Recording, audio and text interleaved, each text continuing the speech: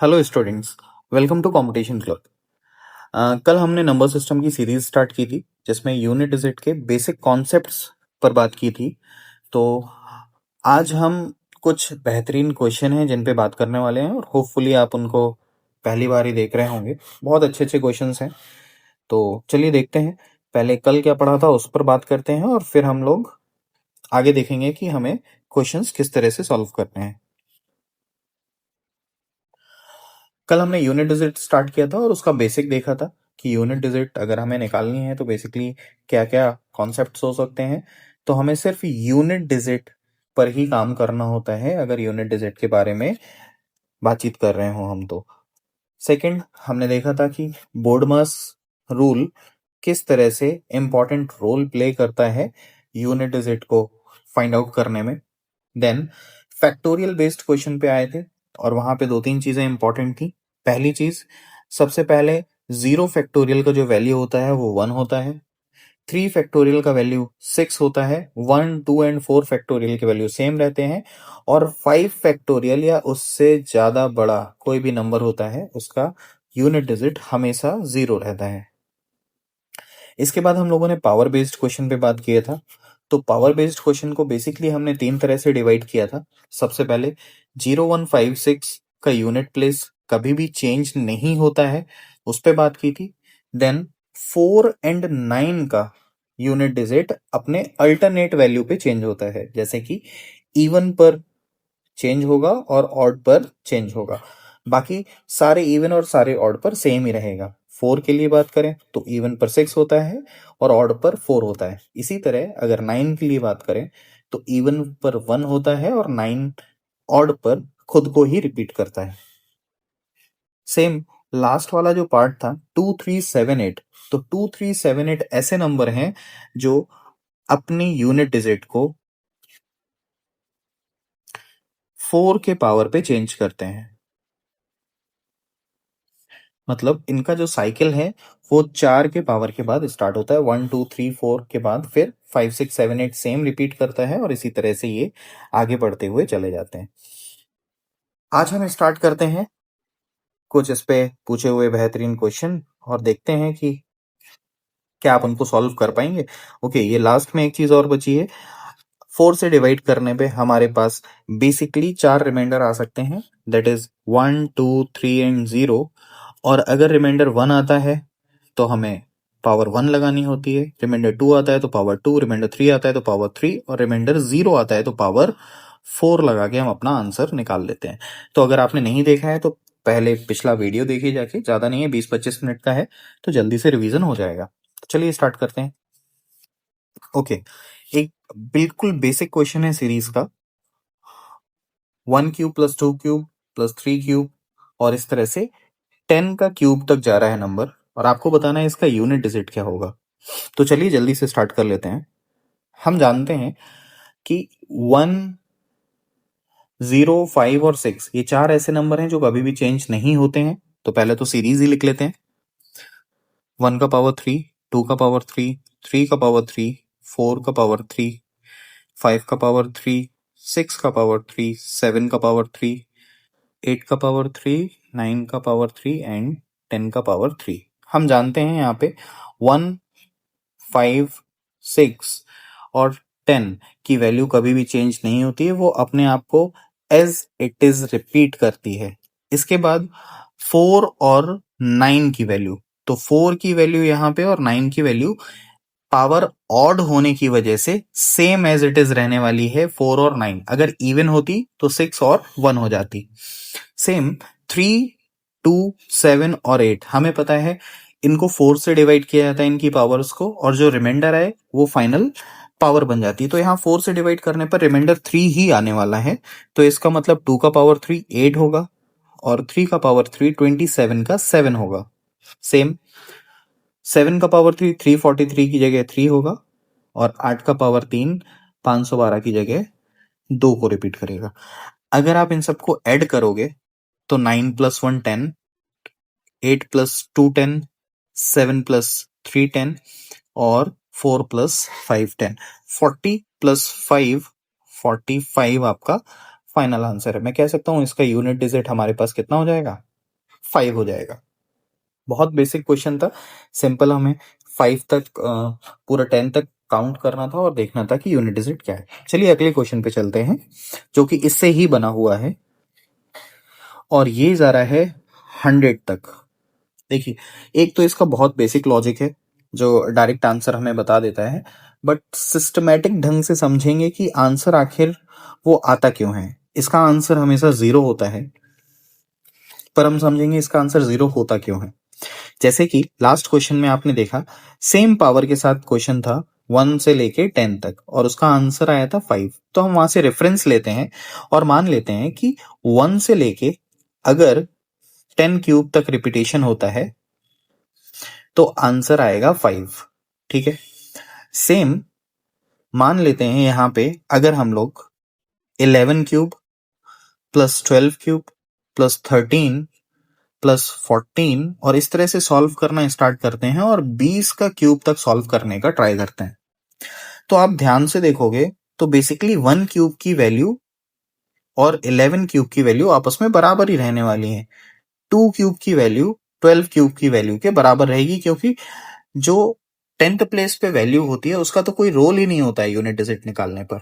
तो हम कह सकते हैं 1 2 3 4 5 6 7 8 9 10 दोबारा से ही रिपीट कर रहे 11 से 20 तक की फॉर्म में।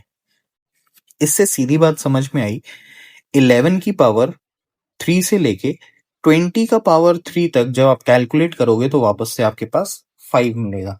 और ये सिर्फ 11 टू 20 नहीं मिलेगा, ये लास्ट तक जब तक आप इसको बढ़ाते जाओगे, जैसे कि 21 का पावर 3 से लेके 30 का पावर 3 तक भी 5 मिलने वाला है, और इसी तरह से आगे चलोगे तो 91 का पावर 3 टू 100 का पावर 3 तक भी आपको 5 ही मिलेगा।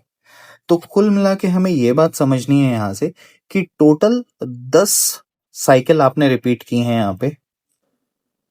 अब 10 बार या तो 5 5 5 5 आपस में जोड़ दो क्योंकि एडिशन लगा हुआ है, या फिर सिंपली 5 से 10 को मल्टीप्लाई कर दो, तो आपका आंसर कितना आ जाएगा 50, और 50 का 5 आपका फाइनल आंसर हो जाएगा। ठीक है, तो एक तो ये तरीका है, आपको समझ में आया। इसमें ही छोटी सी बात और समझने की कोशिश करते हैं, थोड़ा ध्यान से सुनिए। हम थोड़ी देर के लिए मान लेते हैं कि 1 से लेके 10 तक जो वैल्यू 5 आ रहा था वो 5 ना आके कुछ और आ रहा है, जैसे कि n। थोड़ी देर के लिए मान लेते हैं कोई भी नंबर आ रहा है, मान लेते हैं n ना लेके कोई भी नंबर ले लेते हैं, लाइक 3 ले लेते हैं कि वहां पे वैल्यू आ रहा है 3। ठीक है, तो अगला भी 3 आएगा, अगला भी 3 आएगा, और 3 3 3 कितनी बार रिपीट होगा, बेसिकली 10 बार रिपीट होगा। तो हमें समझना ये है कि अगर 3 10 बार रिपीट होगा तो 3 का मल्टीप्लाई भी 10 से होगा, और फिर आंसर कितना आ जाएगा 30। तो 10 से मल्टीप्लाई होने की वजह से हर बार यूनिट डिजिट क्या रहने वाली है 0।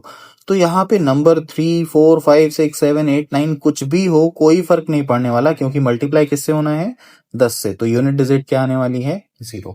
तो इस वजह से हम डायरेक्ट कहते हैं कि अगर 1 से लेके 100 तक की सीरीज चल रही हो तो आप बिना देखे अपना आंसर लगा सकते हो कितना 0, क्योंकि कोई फर्क नहीं पड़ता कि 1 से लेके 10 तक का मान कितना है, वो 10 बार रिपीटेशन होगा। 10 बार रिपीटेशन होने के बाद वो अपने आप ही 0 आंसर दे देगा। चलिए अगले क्वेश्चन पे चलते हैं। ओके, यहां पर 100 की जगह 95 तक दे रखा है। ठीक है, पावर चेंज कर दी है उन्होंने, कोई फर्क नहीं पड़ने वाला है पावर कितनी भी हो, कोई भी पावर होगी कुछ भी रहेगा, 1 से 10 तक मान रहेगा, वो 10 बार रिपीट होगा और वापस से अपना आंसर 0 आ जाएगा। ठीक है, तो हम यहां समझते हैं कि हमें पता है कि 1 का पावर 5, 2 का पावर 5, 3 का पावर 5, 4 का पावर 5, और इस तरह से आगे बढ़ते हुए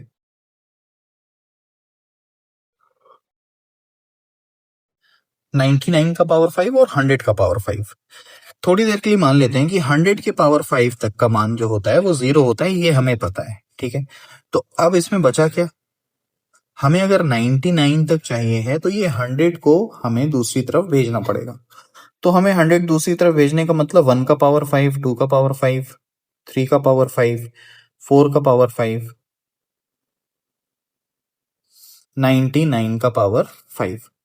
तो हमने देखा क्या, 0 माइनस 100 का पावर 5 आपका आंसर आ जाएगा। ठीक है, अब समझना ये है कि 0 में से अगर 100 का पावर 5 आप हटाएंगे, माइनस करेंगे, तो कितना आएगा।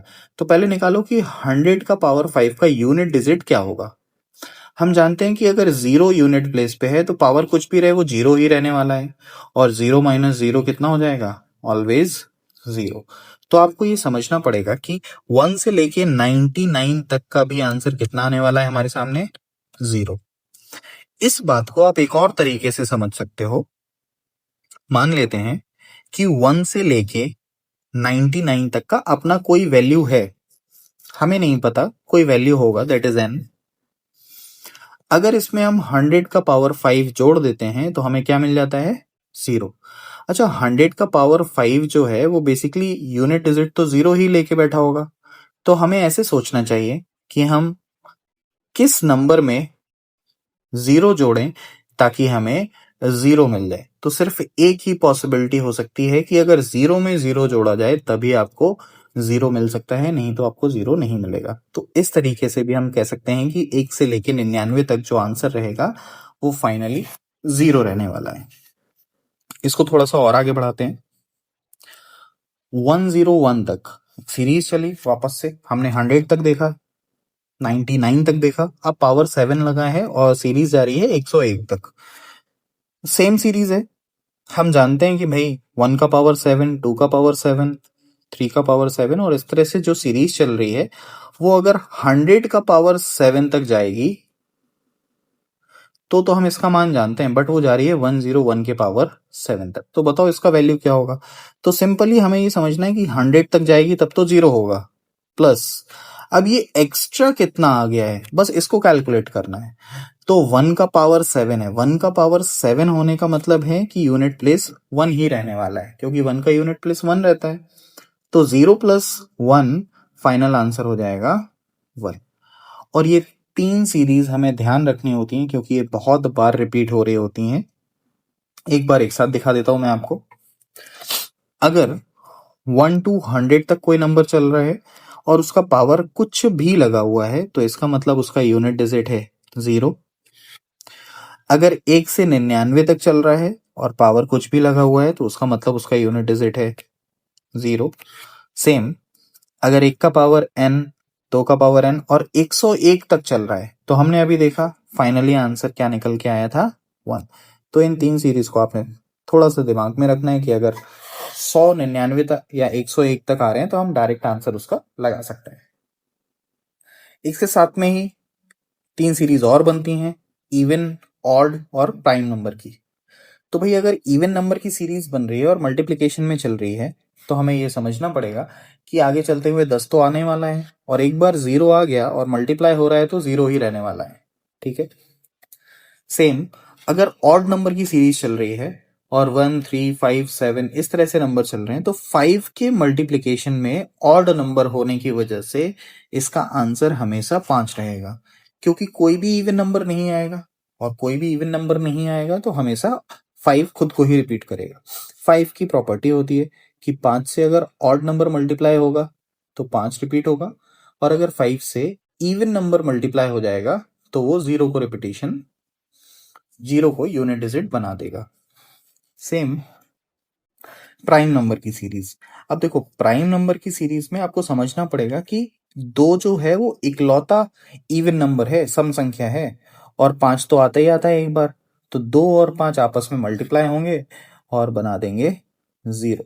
तो जब भी प्राइम नंबर की सीरीज आती है तो आपको थोड़ा सा ध्यान से समझना होगा। कई बार वो ऐसे कहता है कि 2 से 100 तक के बीच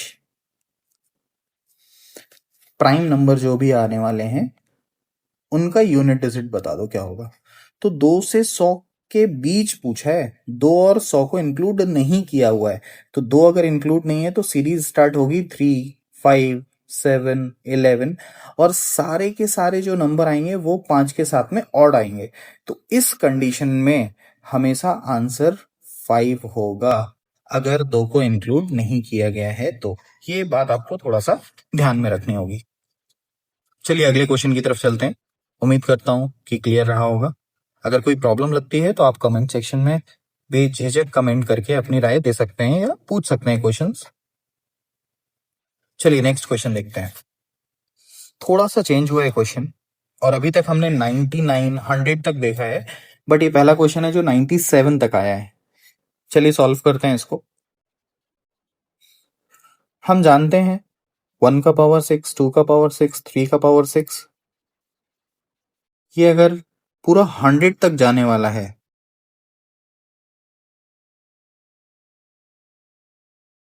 अगर ये पूरा 100 तक जाएगा तो यूनिट डिजिट हमें मिलेगी 0। बट हमें पूरा 100 तक तो चाहिए ही नहीं है, हमें सिर्फ और सिर्फ चाहिए है 97 तक। तो कुल मिला के ये वाला जो सेक्शन है ये उठा के माइनस में ले जाना होगा। देन हम इसको लिख सकते हैं 1 का पावर 6, 2 का पावर 6, 3 का पावर 6 और अप टू 97 का पावर 6। बाकी सारा कुछ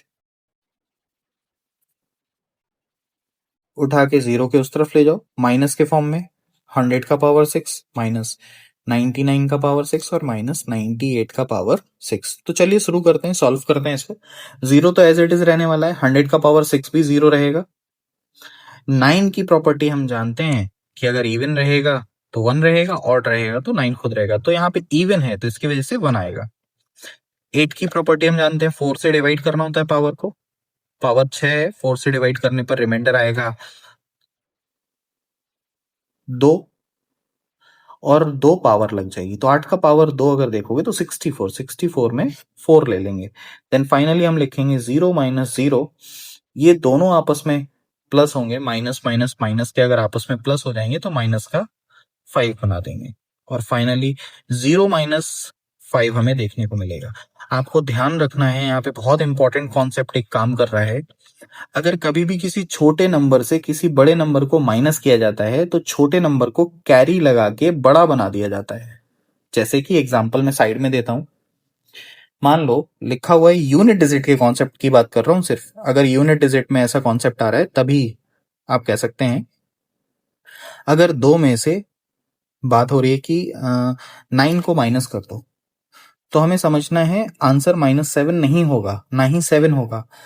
आंसर निकालने के लिए आपको 2 को एक कैरी देके बड़ा बनाना पड़ेगा और आप कहोगे 12 में से 9 गया और आंसर आएगा आपका 3। ठीक है, तो जब भी यूनिट डिजिट का कॉन्सेप्ट आएगा तो छोटे से बड़े को अगर माइनस करना है तो हमें 1 लगाना पड़ेगा छोटे नंबर के आगे।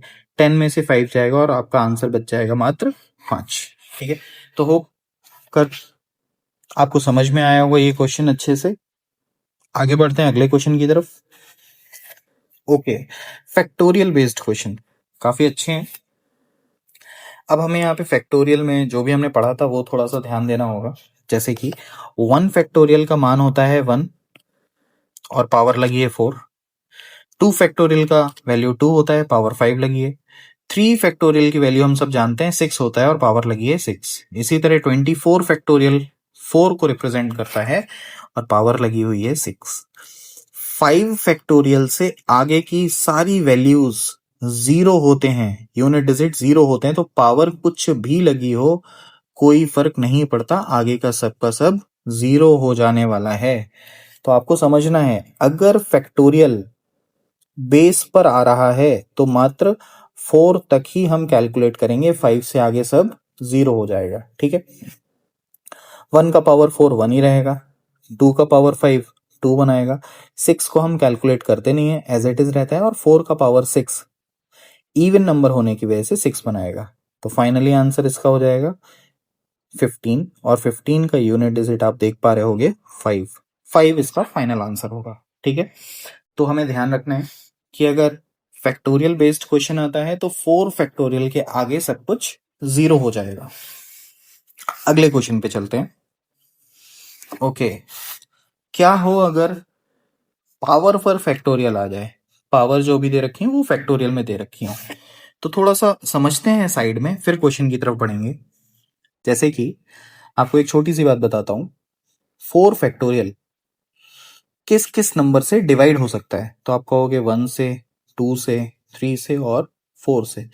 4 फैक्टोरियल जो है वो इन चारों नंबर से डिवाइड हो सकता है या इनके मल्टीप्लाई से, जैसे कि 4 और 3 का multiply 12, 4 multiply by 2 8, 3 multiply by 2 6, even in तीनों के मल्टीप्लाई यानी कि 24 से भी ये डिवाइड हो सकता है। तो कुल मिला के 4 फैक्टोरियल 1 से लेके 4 तक जो संख्याएं आती हैं वो और उनके मल्टीपल से निकलने वाले सारे नंबर से डिवाइड हो सकता है। ठीक है। अच्छा, अगर मैं पूछूं 5 फैक्टोरियल के बारे में बताओ, क्या 5 फैक्टोरियल 4 से डिवाइड हो सकता है? तो आप कहोगे हाँ, 1 2 3 और 4 से तो डिवाइड होगा होगा, इवन ये 5 से भी डिवाइड होगा। तो 5 को थोड़ी देर के लिए साइड में रख दो।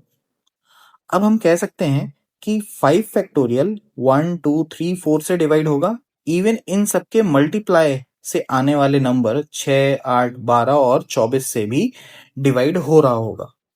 तो मैं ये कह सकता हूं फाइनली कि 4 फैक्टोरियल से बड़ा कोई भी नंबर, 6 फैक्टोरियल, 7 फैक्टोरियल, 8 फैक्टोरियल, ये सारे के सारे नंबर जो नंबर 4 को डिवाइड कर रहा है उससे डिवाइड हो सकते हैं।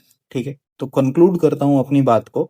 आप बस इतना समझिए कि 5 फैक्टोरियल और इवन 4 फैक्टोरियल से, 4 फैक्टोरियल, 5 फैक्टोरियल, 6 फैक्टोरियल और इससे बड़े सारे नंबर 4 से पूरी तरह डिवाइड होते हैं। 4 से पूरी तरह डिवाइड होंगे। पूरी तरह डिवाइड होने का मतलब है रिमाइंडर 0। और मैंने लास्ट क्लास में आपको बताया था कि अगर रिमाइंडर 0 होता है किसी का, तो हम उसकी जगह पावर कितना लगाते हैं? पावर लगाते हैं उसका 4। ये ध्यान देना है आपको। तो 4 फैक्टोरियल के ऊपर अब इसको कॉन्सेप्ट बना लो आप सीधे, बेसिक पे ना जाके, कि अगर 4 फैक्टोरियल से बड़ा नंबर है पावर पर, 4 फैक्टोरियल या 4 से बड़ा पावर है, तो उसको हटा के सिर्फ और सिर्फ क्या करना है? 4 लगा देना है बस। अब क्वेश्चन बहुत आसान हो गया। हमें सीधे सीधे दिख रहा है कि भाई 1 का पावर 10 फैक्टोरियल है, 10 फैक्टोरियल 4 फैक्टोरियल से बड़ा होता है, तो 1 का पावर 4, 2 का पावर 4, 3 का पावर 4, 4 का पावर 4 और 5 का पावर 4। ये अपने आंसर है। अब इनकी वैल्यूज रख लो। 1 का पावर 4 जो है 1 है, 2 का पावर 4 6 होगा, 3 का पावर 4 1 होगा, 4 का पावर 4 हमारे पास 6 होगा और 5 का पावर 4 5 रहेगा।